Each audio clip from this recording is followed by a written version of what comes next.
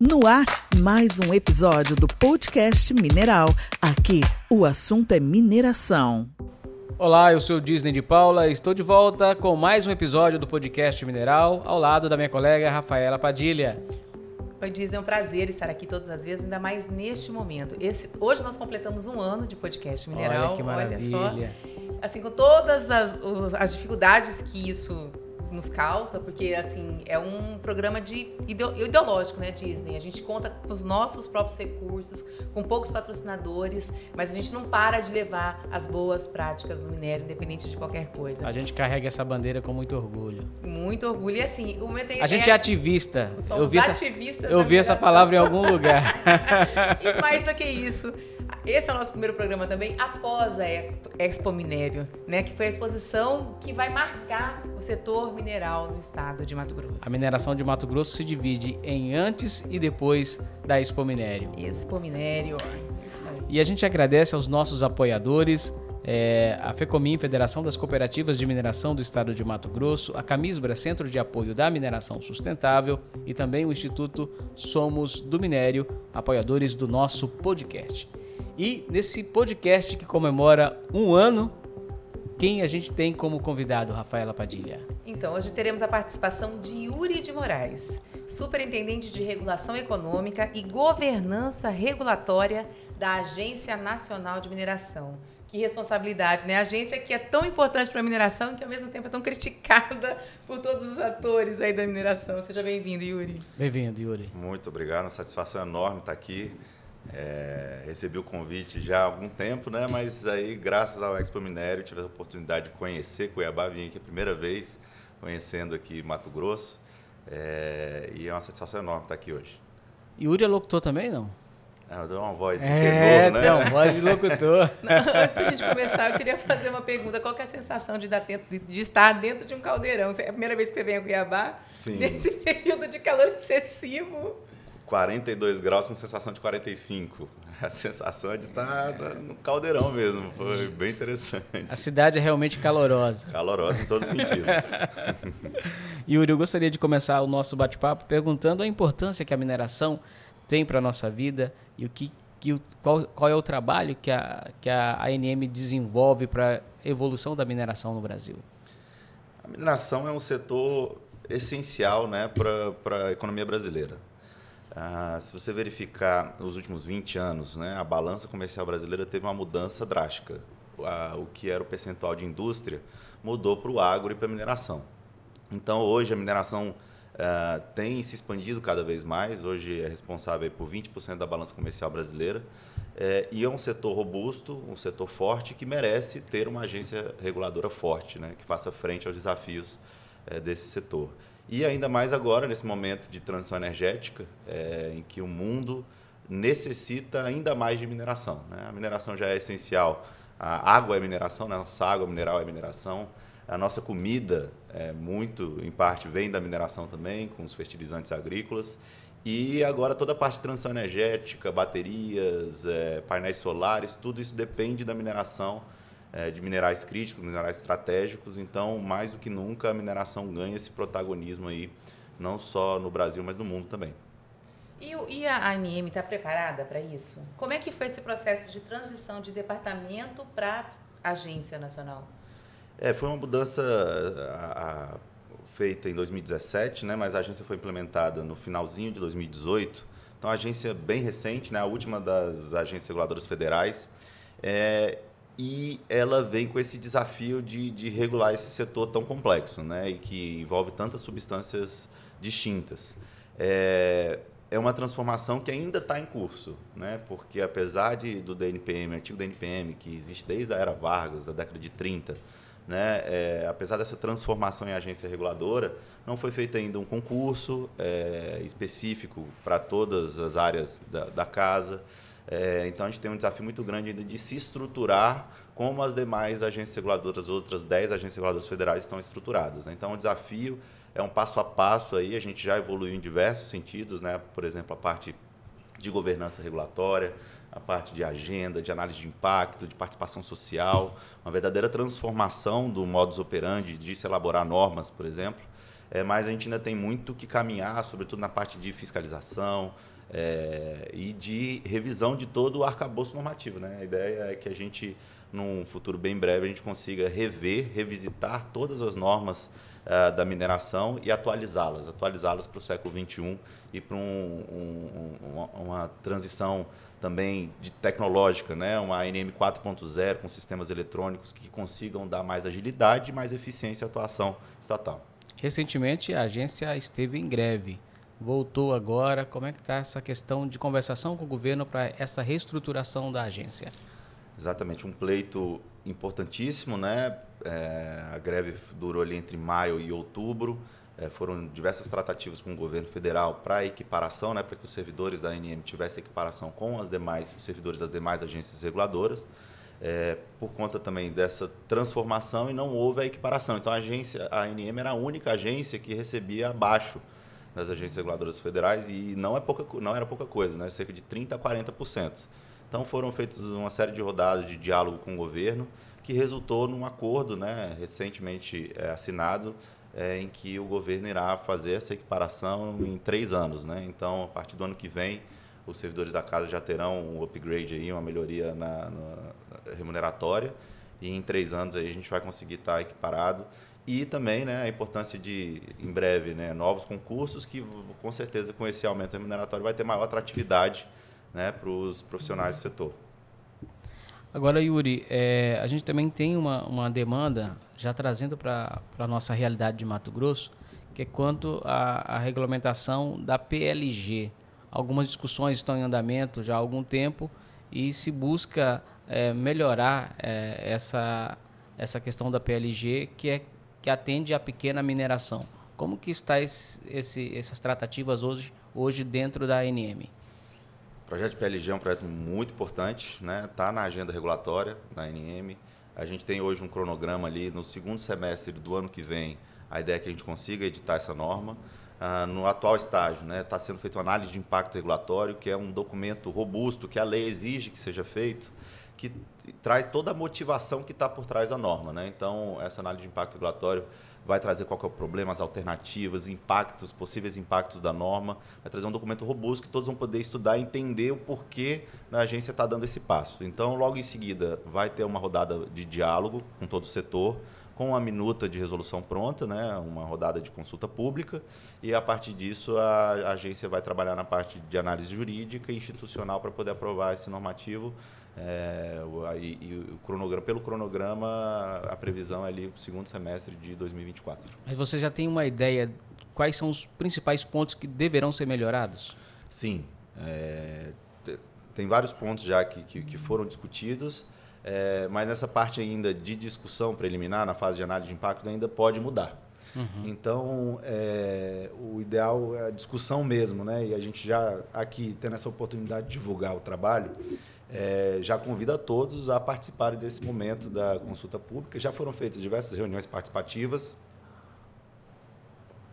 inclusive aqui, né, no Mato Grosso, muitos atores aí relevantes do setor puderam participar, já tiveram uma ideia ali do teor, ali do que está sendo discutido. A ideia é que a gente avance, né, e que essa minuta ela traga uma consolidação de todas as regras aplicáveis à PLG. Né? Então, a agência hoje tem essa forma de atuação de resoluções por pertinência temática que abranjam todas as regras daquele assunto.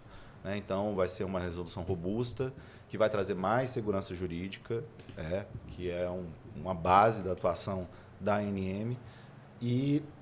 Mas aí os pontos mais específicos eu vou deixar uma surpresinha aí para quando a gente abrir a consulta pública. Exatamente, porque precisa de maior debate, tudo isso pode mudar, está muito ainda recente, né, Rafaela? Yuri, todo esse trabalho da ANM vai melhorar, né, os investimentos na mineração no Brasil. A ANM não cuida só do ouro, ela cuida da mineração da Vale, em todos os aspectos. Desde a mineração da Vale do Rio Doce até o garimpeiro que está lá. Pequeno garimpeiro, exatamente. Como melhorar os investimentos da mineração no país?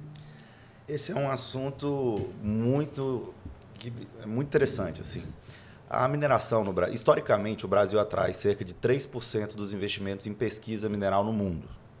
é um valor baixo, dada as potencialidades do Brasil. Vai na água. Uma água. O calor... Esse calor impacta mesmo, não tem jeito, impactando, né? Não, e assim, só fazendo aqui um parênteses, ele vem de Brasília. Brasília é seco, mas não tem esse clima tão quente, porque ela é quente e seco, né? Quente e seco. Verdade.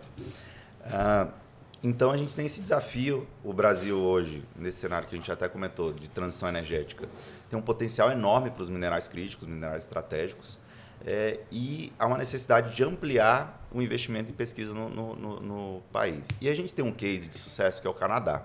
O Canadá, ele historicamente também tinha 7% de investimento mundial em pesquisa, ou seja, mais que o dobro que o Brasil. Só que lá foram tomadas medidas de incentivo ao investimento mineral, sobretudo investimentos tributários dentro da Bolsa de Valores de Toronto, que passou a atrair muito investimento, inclusive estrangeiro, para a mineração local. Então, hoje, cerca de 21% dos investimentos de pesquisa mineral são feitos no Canadá. Ou seja, o Canadá conseguiu triplicar os investimentos de pesquisa no local. E a pesquisa, basicamente, é o início, né, pelo menos do principal regime minerário, que é o regime de pesquisa e concessão, é o início de tudo. Então, investindo mais em pesquisa, a tendência é que a mineração cresça num curto período de tempo. E aí, a gente, aqui no Brasil, formou um grupo chamado Rede Invest Mining, que reúne atores do setor privado e do setor público, que busca medidas em diversas frentes para aumentar e melhorar o investimento na mineração nacional. Então, por exemplo, na B3, na Bolsa Brasileira, só tem 4 empresas de mineração listadas, enquanto na Bolsa do Canadá tem 42. E várias empresas listadas na Bolsa do Canadá são empresas brasileiras. Então, como que a gente pode atrair o capital brasileiro dentro da Bolsa de Valores brasileira para a mineração, que é esse ramo tão importante da economia, né? Então, a gente tem diversos desafios e cada um desses atores na rede Invest Mining está buscando evoluir nesse sentido. Por exemplo, do ponto de vista da ANM, um ponto de apoio que a gente pode dar a isso é a revisão da Resolução 90, que é a resolução que possibilita colocar o título minerário como garantia. Foi uma resolução criada, mas na época havia uma limitação jurídica que permitia a gente colocar só a concessão de lavra, portaria, como garantia. Garantia para aquisição de crédito? Isso, para obter crédito no mercado. Então, você coloca o seu título minerário que tem um valor financeiro e, consequentemente, vai baixar o custo de crédito. Então, o minerador consegue baixar a taxa de juros ali para obtenção de crédito, porque o financiador vai ter uma garantia mais robusta, né? Só que no finalzinho do ano passado, a Lei 14.514 ampliou essas possibilidades. Então, hoje, por lei, a gente pode colocar, por exemplo, a PLG como garantia. Só que isso tem que ser adaptado ao contexto regulatório. Então, a gente precisa alterar a nossa Resolução 90 para que isso, de fato, surja os efeitos esperados. Então, é uma medida importante que a gente está promovendo dentro da ANM para que, muito em breve, a gente consiga ter esse instrumento rodando bem, não necessita só da parte normativa, precisa também de mudar uma cultura. As instituições financeiras, né, precisam estar preparadas, precisam ter, por exemplo, geólogos, engenheiros de minas nas suas composições, para poder ter uma confiabilidade na quantificação daquele título minerário. Precisa ter garantia que realmente aquele lastro que ele está oferecendo ali tem na terra, exatamente, no subsolo. Então, é toda uma mudança de cultura, né? E que as instituições financeiras também têm que ser chamadas para perto da mineração para poder apoiar e poder desenvolver essa parte de investimento em pesquisa e produção. Uma coisa que foi tratada na Expo Minério com relação a isso, a aquisição de financiamento para a mineração, é que essas operações ilegais, elas refletem muito, né? Quando o pequeno minerador ele tem dificuldade de acesso ao crédito, às vezes não é nem pelo fato da dificuldade de pagar, né? O banco não tem nem essa preocupação. A preocupação mesmo é de associar a imagem dele a uma atividade legal, que seria muito ruim. Então, por isso é necessária a presença de técnicos especializados dentro das operações bancárias para fazerem a análise dessas operações de mineração e tudo. Exatamente. Além do risco de crédito, né, o principal risco de uma instituição financeira é o risco de imagem. Então, muitas vezes, até talvez por um preconceito ou por não entenderem ainda como funciona a dinâmica do setor minerário, né, pode haver esse tipo de preconceito, de ideia, mas o que a gente sempre tenta divulgar, né, nas palestras e em todas as ocasiões é separar o joio do trigo, né? Separar o que é extração ilegal, né? Que o termo garimpo ilegal não é o termo correto. O termo correto é extração ilegal. Quem faz extração ilegal está cometendo crime ambiental, crime de usurpação de bem público, tem que ter um tratamento específico, e quem realiza a boa mineração, né? O garimpeiro legalizado que segue as regras ambientais, ou então o titular ali da grande empresa que tem mina a céu aberto, mina subterrânea. A gente tem que separar o joio do trigo, porque a mineração ela é essencial para o país em todos os sentidos. Eu comentei, por exemplo, que a mineração é responsável por cerca de 20% da balança comercial brasileira. Se a gente tirasse a mineração, o preço do dólar iria para mais de 8,50. Então, imagina o impacto da economia nacional se você tirasse essa válvula positiva da balança comercial brasileira. Exatamente. Exatamente. Então, e também o que foi falado na Expo Minério, né, uma informação muito relevante. Essa pujança do setor é tão grande e a gente ocupa 0,5% do território nacional. Imagina se a gente ocupasse 1%, né? A gente conseguiria duplicar a produção brasileira, né? Duplicar, ou mais que isso, a arrecadação de CEFEM, melhorar a balança comercial brasileira. É um ganha-ganha, né? A mineração bem feita, a mineração sustentável, ela é boa, ela é positiva para todos, para todos. Isso tem que ficar bem claro sempre que a gente tem essa oportunidade de divulgar o trabalho e o setor. Você falou do CEFEM aí? Desculpa. Sim, pode continuar, Rafa. Você falou do CEFEM. Todo esse atraso que houve em razão da greve da ANM, do estado de... Ela ficou em estado de greve, depois ela aderiu à greve, de fato. Ela culminou com atrasos no repasse do CEFEM para os municípios brasileiros.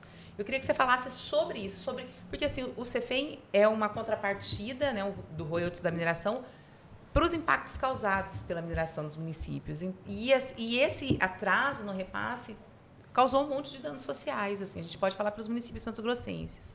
Eu queria que você falasse sobre a importância da CEFEM, sobre esse atraso da ANM e o que pode ser feito para a melhor redistribuição desses valores. Perfeito. A CEFEM ela funciona quase como uma licença social, né? Por exemplo, no Canadá, o minerador, para ele poder realizar a atividade dele, ele precisa do lastro minerário, do lastro ambiental e do lastro social, que é essa licença social. Em algumas províncias, formam-se comitês, né, com agentes de cada uma dessas áreas para analisar cada projeto minerário. No Brasil, a gente tem regulamentado o lastro minerário, que é o papel da ANM, o lastro ambiental, com todas as licenças ambientais necessárias para o exercício da atividade, mas a gente não tem uma regulamentação dessa licença social. Então, é muito importante, isso também foi muito falado na Expo Minério, né, da necessidade das empresas estabelecidas no município ter uma boa comunicação com a sociedade, ter uma boa comunicação com o prefeito, com as comunidades locais, atuar de forma a agregar valor àquela comunidade.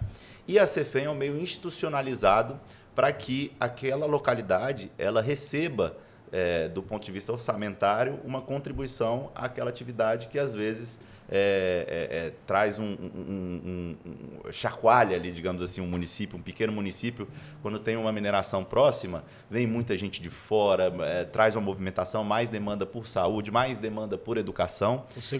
Por segurança, e então precisa ter uma contrapartida disso. Aí a CEFEM, então, que é a compensação financeira pela exploração mineral, ela é cobrada do minerador, a União fiscaliza e recebe esses royalties, e faz essa distribuição aos municípios impactados. Cerca de 65% do que é obtido, e a gente está falando de cifras na casa de 10 bilhões que foi arrecadado em 2021 e 7 bilhões arrecadados em 2022. A ANM faz a distribuição para os municípios afetados, e isso entra no orçamento ali daqueles pequenos municípios. Tem municípios hoje que mais de 50% do orçamento local advém da CEFEM. Então, se você tirar a CEFEM, o município entra em estado quase de falência ali. Então, a CEFEM é muito importante para o desenvolvimento local, para o desenvolvimento da saúde, da educação no local. E falando já da distribuição, houve algumas mudanças legislativas, houve uma mudança no decreto, e a ANM agora está trabalhando na regulamentação disso. Então, novos critérios ali de distribuição dessa CEFEM para os municípios impactados pela mineração, para os municípios afetados. Vai quase que dobrar o número de municípios, né? Com essa Isso. redistribuição. Hoje, pouco mais de 1.000 municípios recebem essa distribuição no Brasil e, pelas projeções da ANM, isso vai passar de 2.000 municípios. Né? Então, você vê, quase metade dos municípios do país vão receber, de alguma forma, uma compensação por conta da atividade minerária. É um projeto muito importante. A ANM tem um compromisso de finalizar ainda em novembro essa norma. Né? A gente está falando aqui, já estamos no finalzinho de novembro, mas a gente tem esse compromisso ainda nesse mês. Editar a norma, já passou por processo de participação social, já passou por audiência pública, reuniões participativas, e em dezembro realizar e efetivar o pagamento aos municípios. Então, vai ser algumas regras novas, mas vai ter uma regra de transição, né, porque todos os municípios já têm uma programação financeira, já esperam receber determinado valor de distribuição de CEFEM, então a gente vai respeitar isso nesse pagamento em dezembro e a partir daí a gente vai fazer uma regra de transição para poder pagar dessa nova forma para mais municípios. Deixa eu a partir do ano que entender. vem. Essa redistribuição vai fazer com que alguns municípios ganhem menos, os municípios mineradores ganhem menos para que isso seja dividido com municípios impactados também, é isso? O bolo digamos assim, é o mesmo. Né? Então, É a mesma arrecadação no mundo. A arrecadação bolo ali é o mesmo. Aí o decreto estabelece os percentuais de cada um dos municípios. Então, o que houve agora foi uma ampliação dos municípios afetados pela mineração. Alguns critérios mudaram. E isso vai abranger uma quantidade maior de municípios. Mas vai tirar do município minerador, é isso? Vai reduzir os valores repassados para os municípios mineradores? Pode reduzir para determinados municípios. Pode acabar reduzindo um pouco. É complexo, né? Porque, assim, por mais que a minha cidade seja impactada porque passa um caminhão lá com ouro, com areia, com cascalho, o município que tem atividade minerária, ele é diretamente impactado. Sim. É ele que tem a população flutuante, é ele que tem o hospital lotado, que tem problemas com a saúde pública. Infraestrutura. E você tirar desse município base é muito complicado. Não, mas os municípios em que se realiza a mineração, esses municípios impactados diretamente pela atividade, vão continuar com um percentual muito maior. Então, esses serão pouco afetados por essa alteração. É complexo. Podia tirar dos isso... estados que não repassam, porque assim, o estado tem um percentual de CEFEM que ele recebe. Sim. E ninguém sabe para onde vai. E diminuir o percentual do estado e repassar para os municípios afetados. Isso é muito importante também, a questão da transparência de como é utilizado esse... Exatamente, exatamente isso que eu ia comentar agora. Porque o morador lá do município, ele sabe da mineração, sabe que ela impacta economicamente na economia da cidade. Vamos citar, por exemplo, aqui Poconecta, próximo aqui de Cuiabá. Se a prefeitura deixar de receber o CEFEM, como é o caso de Nobres, diminuir o CEFEM, ele vai ser impactado na saúde, na educação. Mas a prefeitura, ela não dá transparência desse recurso que vem para ela, de como que ele é aplicado. Na maioria das vezes, pelas informações que a gente tem até do Instituto Somos do Minério, que fez um levantamento junto com o TCE de Mato Grosso, para perguntar para o município, onde você aplica o dinheiro do CEFEM? Na maioria das vezes, aplica no pagamento da folha salarial. E isso não impacta na vida do contribuinte. Por exemplo, aqui foi construída uma praça com dinheiro da mineração. Esse hospital está recebendo aí uma UTI hoje com dinheiro da mineração. Isso impacta positivamente na sociedade, não é? Então precisa de uma transparência maior. Isso que a gente cobra direto aqui nesse podcast, Rafa. Mas até onde a gente tinha notícia, o Tribunal de Contas baixou uma normativa para que os municípios fizessem um portal da transparência para a aplicabilidade da CEFEM. Mas quando eu falo de falha, a minha visão é essa. A ANM é falha porque assim, ela é responsável pela distribuição, mas ela não tem responsabilidade na aplicação. Né? Poderia ser normatizado desde lá. Exatamente, né? Para ser um órgão fiscalizador da aplicação desses valores. Porque, assim, usar para fonte sem pagamento de folha é sacanagem, né? Quando o município precisa de hospital, precisa de uma série de outras coisas. Não, e precisa mostrar que o dinheiro da mineração está sendo aplicado em benefício da sociedade. Exato. A CEFEM tem esse espírito, né, por trás, que dotar o município ali impactado de uma melhor estrutura. Seja de infraestrutura mesmo, de estradas locais, tudo, de saúde, de educação, melhorar a qualidade de vida daquele município. E uma segunda função da CEFEM é também não deixar o município dependente da mineração, porque a mineração de uma maneira geral, tem uma jazida ali ao meio infinito, tem início, meio e fim. Então, o município não pode ficar totalmente dependente daquele valor orçamentário da CEFEM que vai receber e tudo. Então, a CEFEM também tem que ser destinada a isso, a uma diversificação econômica local, né, para que o município não fique dependente. De fato, a gente precisa e vários projetos têm ocorrido nesse sentido de criar selos de transparência, de aplicação da CEFEM, mas tem uma questão jurídica que é bem relevante nessa questão.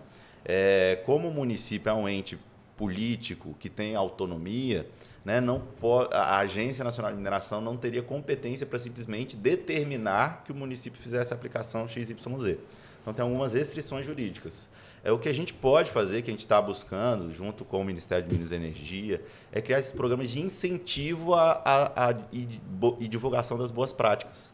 Então, criar, por exemplo, o selo de transparência na aplicação da CEFEM, direcionar ali o portal, como foi falado. Então, esse trabalho de incentivo a uma boa destinação desses royalties que a gente pode fazer e está buscando. E foi um assunto que a gente debateu também lá na Expo Minério, que, de repente, o recurso da CEFEM poderia ser aplicado na construção de casa civil com rejeitos da mineração.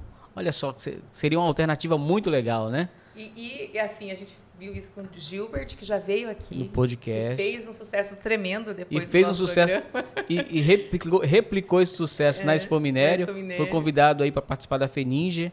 Foi convidado também para receber um selo através da Global Tech, um selo de especificação de um trabalho social que ele desenvolve, né? E eu achei muito importante também. O interessante dessa proposta que ele apresentou de utilizar a CEFEM para a construção de casas populares é que essa casa feita com rejeito ela fica até 40% mais barata do que a casa convencional, né? É possível fazer essa reversão, fazer alguma coisa nesse sentido? Sim, a questão do selo que a gente acabou de falar aqui. Exato, e espetacular os projetos que foram mostrados na Expo Minério. Essa questão mesmo de você utilizar rejeitos, né? Graças à resolução 85 da ANM, que regulamentou essa parte de aproveitamento de estéreos e rejeitos, fazer essa aplicação para a construção civil, você ir aplicar para casas populares, gerando, além de diminuir o passivo ambiental, né? Utilizando estéreos e rejeitos, você ainda consegue reduzir o custo e construir casas populares com o dinheiro da CEFEM. Então, é um ciclo virtuoso e espetacular. Um projeto assim que a gente... Que atende o social e o ambiental. Exatamente. Então, um projeto dois grandes gargalos da mineração. A gente vai falar agora com relação à Estratégia Nacional de Combate à Corrupção e Lavagem de Dinheiro do Ministério da Justiça, da qual você é representante da ANM, né? Sim. O nome é grande, né? Mas ENCLA, né? A gente resume aí, né, nessa sigla ENCLA.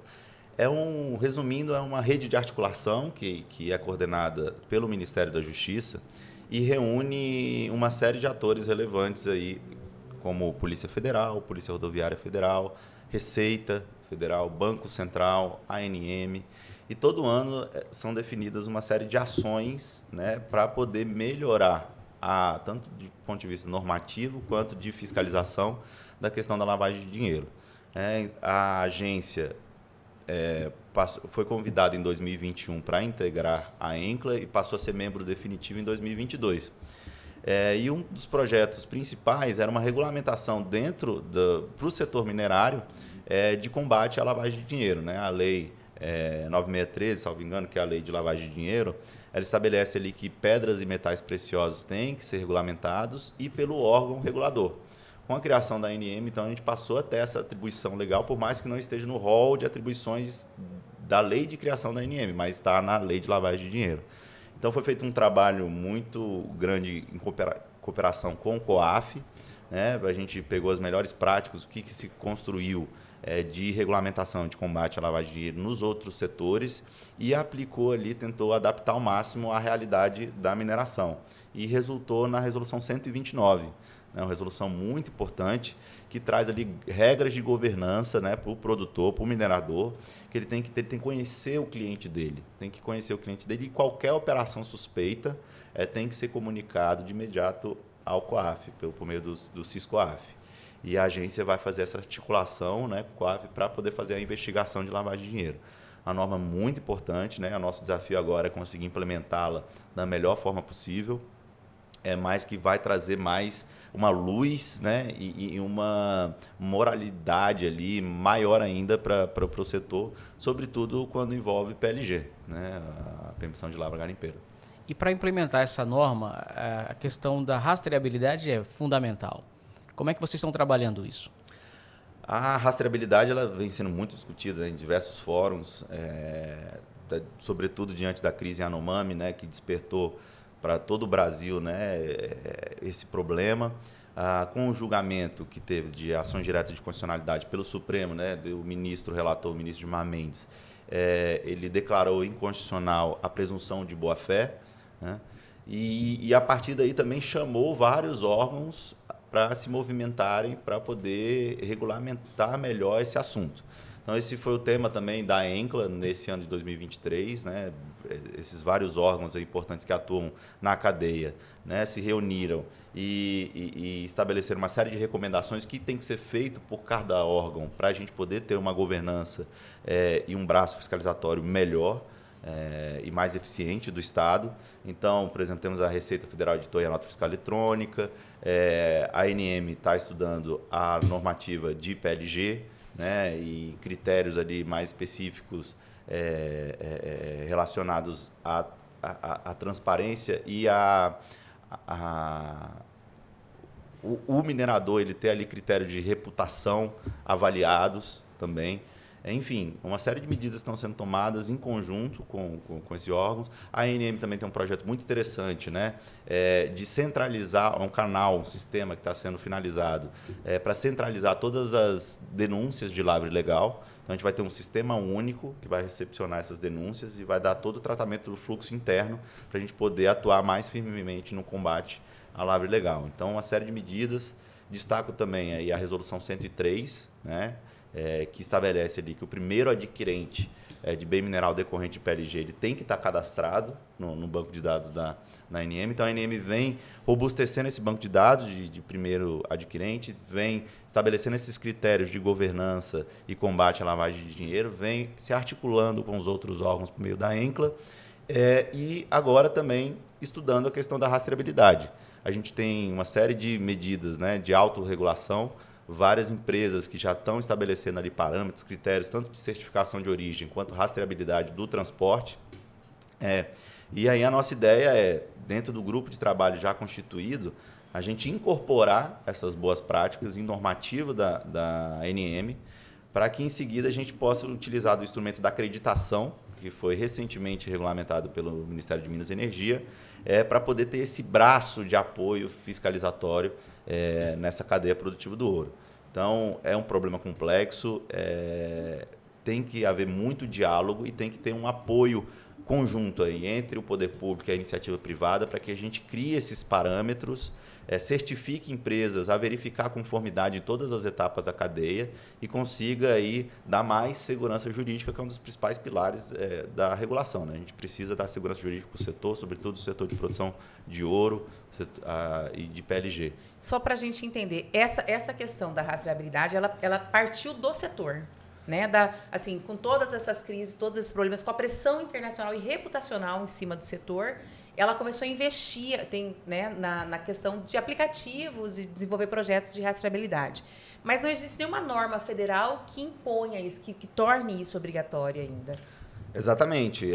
Até a vigência da presunção da boa-fé, a ANM tinha uma portaria que regulamentava isso, que definia ali a declaração, como que tinha que ocorrer. Com a declaração de inconstitucionalidade, ficou um certo vácuo jurídico, né? E a gente tem que atuar nisso.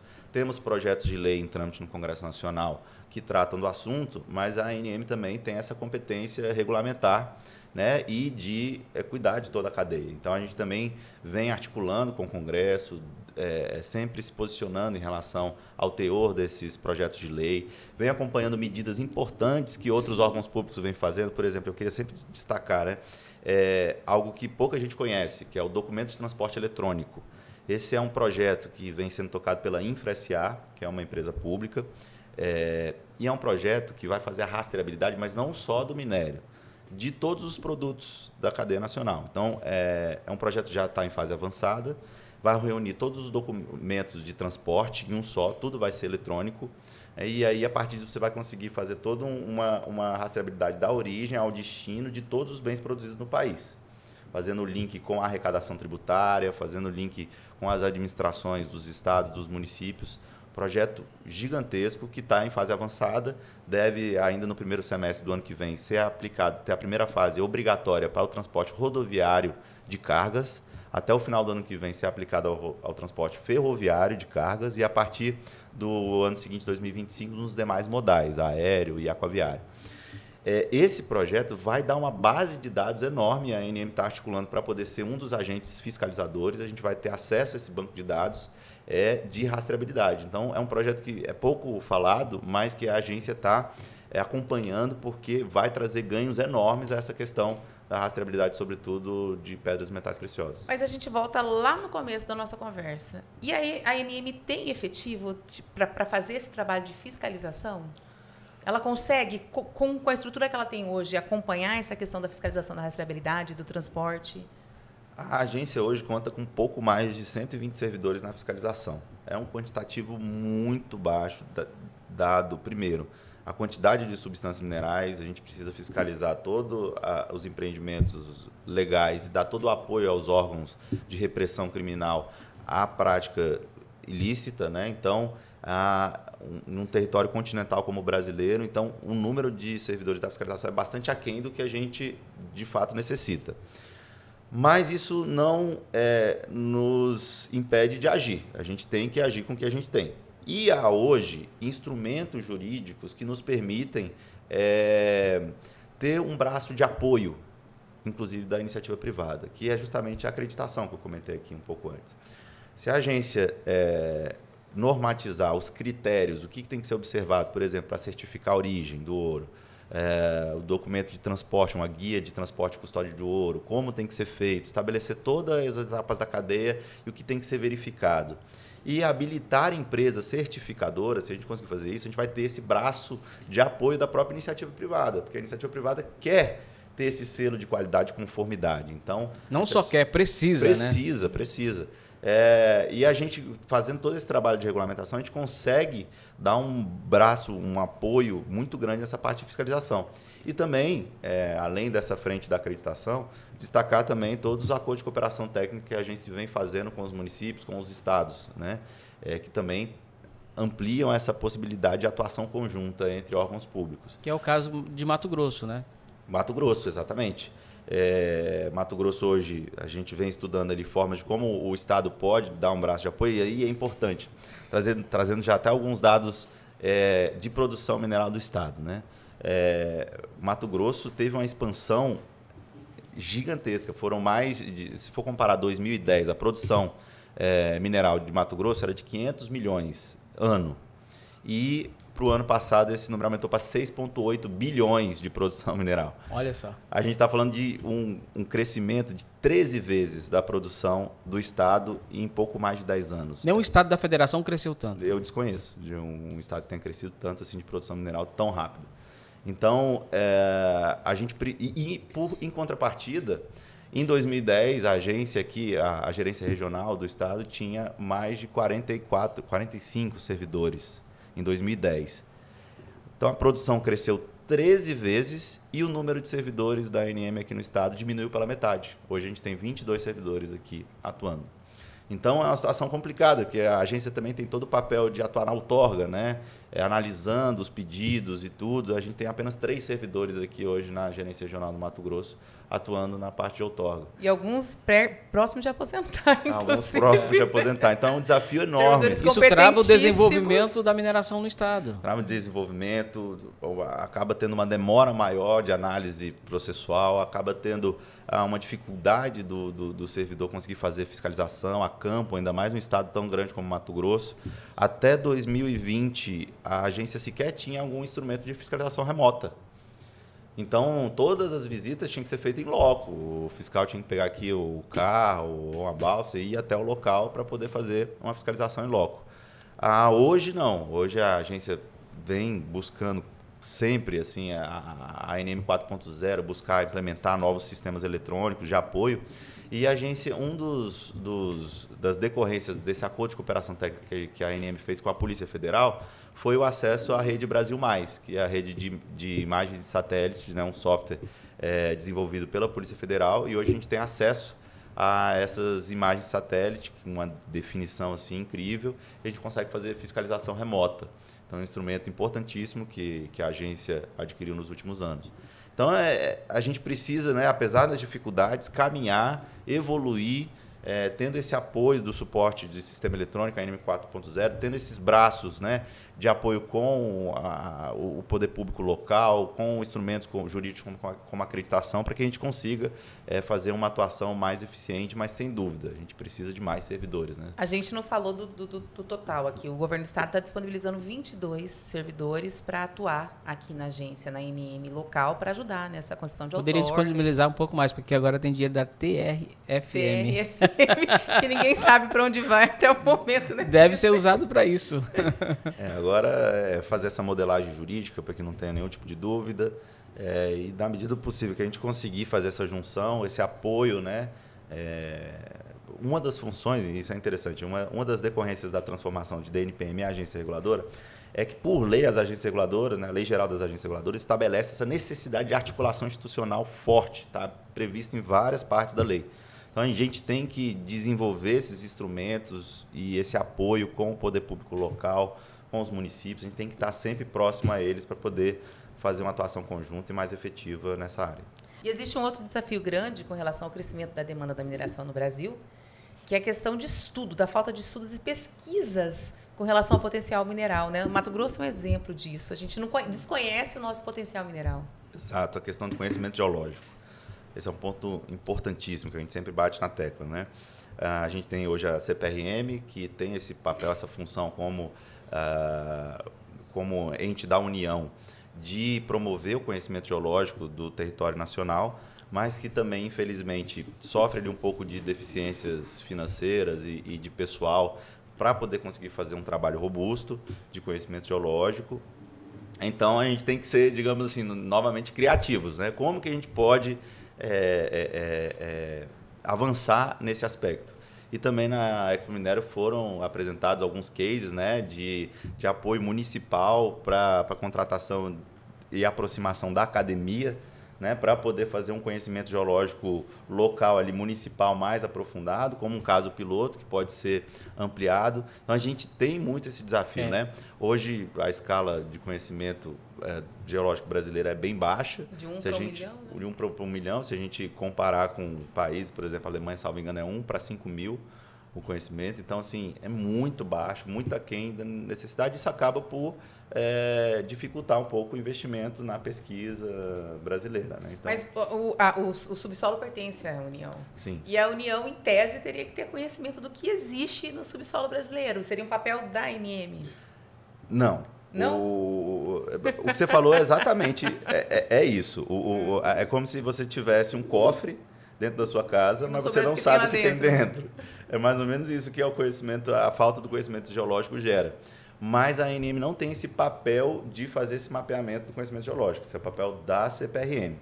O que a gente busca fazer, a gente tem hoje um acordo de cooperação técnica também com a CPRM, e enquanto a CPRM ela tem dados públicos, que ela faz ali o levantamento e tudo, ela tem vários dados públicos, a ANM tem muitos dados do privado. Então, como o privado ele tem que elaborar o relatório final de pesquisa, ali, quantificando a jazida e tudo, a agência tem esse conhecimento, ela tem acesso a tudo que foi já publicado, tudo que foi estudado pela iniciativa privada desde a década de 30, um trabalho que a gente tem feito hoje, dentro do escopo da digitalização dos processos, que está sendo feita pela ANM, a gente fazer uma estruturação de dados junto com a digitalização e outros projetos para poder ter esse dado e fornecer para a CPRM. Então, a agência pode funcionar assim como esse braço de apoio à CPRM para poder ampliar o conhecimento geológico brasileiro. Mas não é a atribuição... E fazer esse cruzamento de dados. Exatamente, esse cruzamento de dados e unir o conhecimento público que já se tem com o que todos os privados, os agentes privados já pesquisaram e já levantaram. Inclusive, foi citado isso na Expo Minério, A UFMT faz muito estudo. Inclusive está fazendo um estudo agora na região norte, lá no município de Guarantã do Norte. E depois como é que esse estudo vai ser disponibilizado? Ainda tem que se desenvolver tecnologia para haver cruzamento de dados, né? Exatamente isso. Para que a ANM saiba do resultado desse estudo, para que o governo do estado saiba, o município saiba, e a pessoa interessada em produzir determinado minério que de repente foi descoberto nesse estudo, naquela região. Então falta esse cruzamento. Exatamente. Aí uma dificuldade é porque antes, né, os processos eram físicos e ficava lá no processo, que às vezes ia para o arquivo. Não Você teria tinha... que ir lá na entidade que fez o estudo para poder pegar. Um a um dos processos ainda tem uma questão sensível, que é a questão do sigilo. Até que ponto tem dado industrial, ali, de sigilo industrial no meio ou não. Então, um pesquisador, por exemplo, não conseguiria acessar facilmente esses documentos. Então, é algo bastante complexo. A gente tem muita informação, mas ela está dispersa.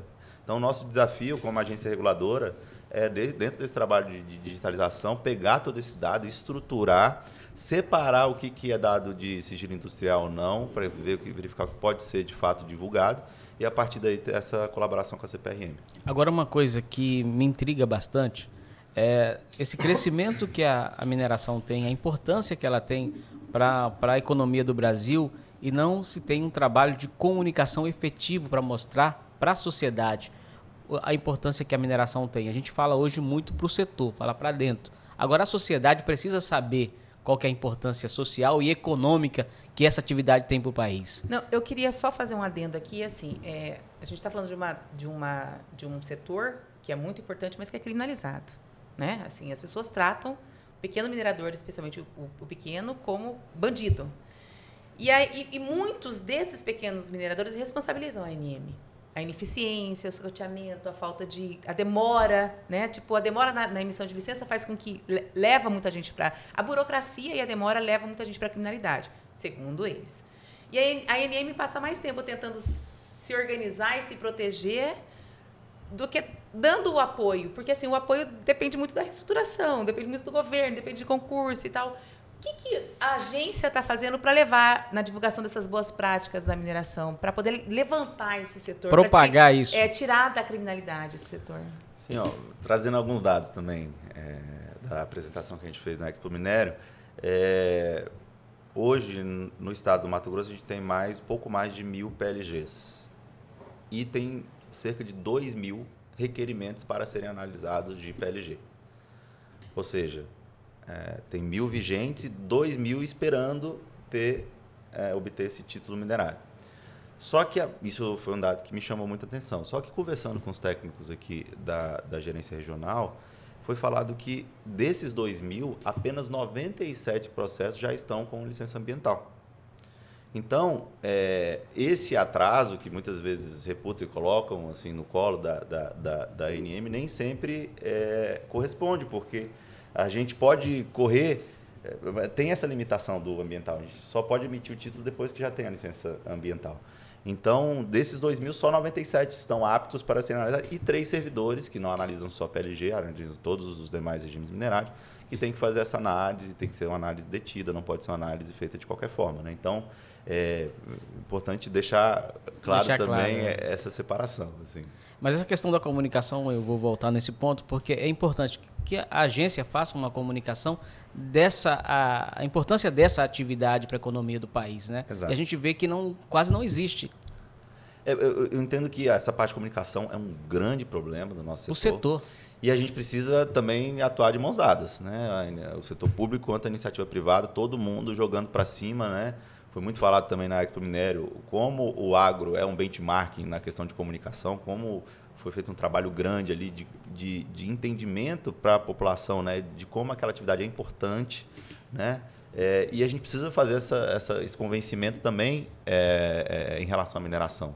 Porque assim como o agro é importante ali, bota comida na mesa dos brasileiros, sem a mineração não tem nenhum prato, não tem um garfo, não tem a faca, não tem a luz, não tem o agro direito, não tem água mineral que ele está tomando, não tem o celular, não tem o carro elétrico. Não tem a comida, porque o calcário que vai lá enriquecer o solo do Mato Grosso, que é o maior produtor de grãos do país, vem do agro. Também, então. Eles falam agro é pop, mineração é essencial. É essencial. Exato, a gente precisa comunicar, a gente precisa mostrar isso ao máximo, porque normalmente a mineração ocupa as manchetes quando são desastres, só matéria negativa e desastre ambiental e tudo, mas a mineração é muito mais do que isso, a gente precisa divulgar, mas é um trabalho conjunto. O setor. A agência hoje, por conta dessa deficiência de técnicos, a gente tem, por exemplo, hoje uma assessora de comunicação. Só para comparar, né, eu sou advindo da carreira da NTT, da Agência Nacional de Transportes Terrestres. Hoje, tem mais, a área de comunicação da NTT tem mais de 35 pessoas trabalhando, enquanto a área da ANM de comunicação, uma. Coitada dessa colega, deve sofrer bastante. Não é fácil. Mas um abraço aí para você.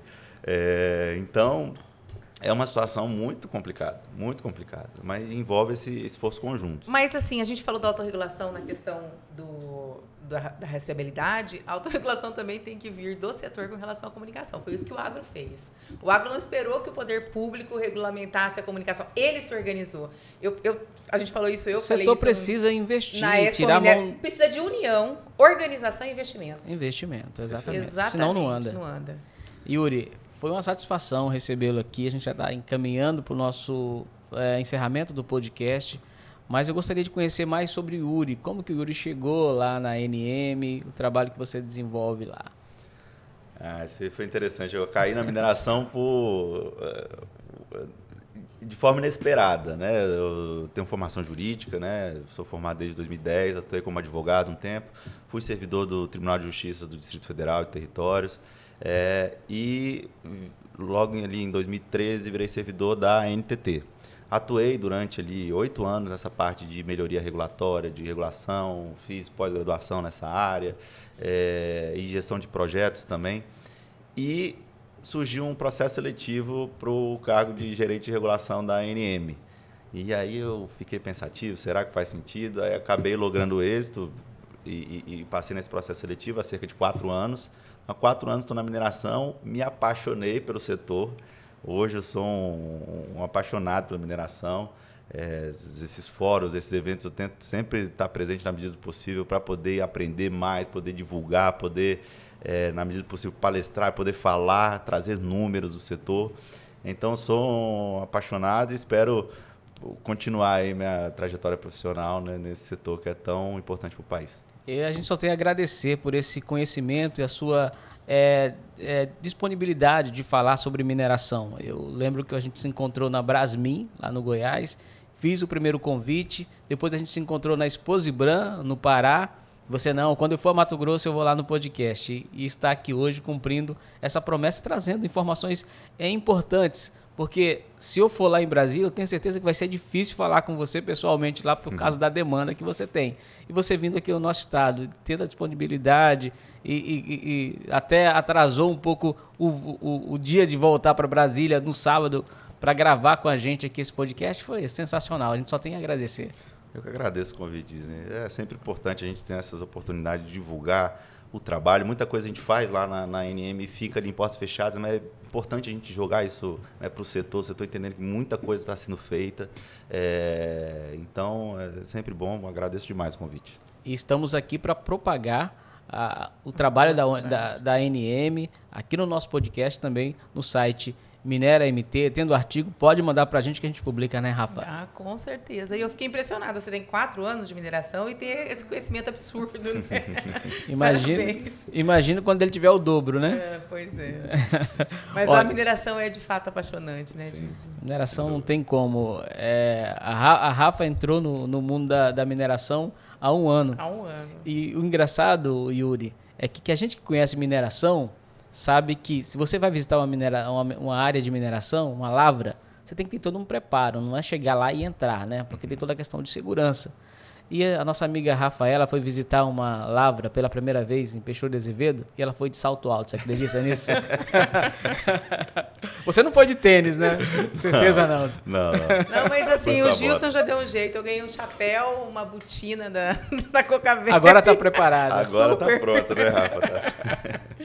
Gente, muito obrigado pela audiência de vocês mais uma vez. Agradecendo também aos nossos apoiadores, que são a FECOMIN, Federação das Cooperativas de Mineração do Estado de Mato Grosso, em nome do Gilson Camboim, um grande baluarte da mineração do Brasil, também a Camisbra, Centro de Apoio da Mineração Sustentável, e o Instituto Somos do Minério. Lembrando que você pode replicar o nosso conteúdo nas redes sociais, seguir e compartilhar, porque isso é importante, a gente chegar a outras pessoas que ainda não conhecem a importância que a mineração tem para a nossa vida. E aqui a gente fala de mineração porque mineração é essencial. Um abraço e até o nosso próximo episódio.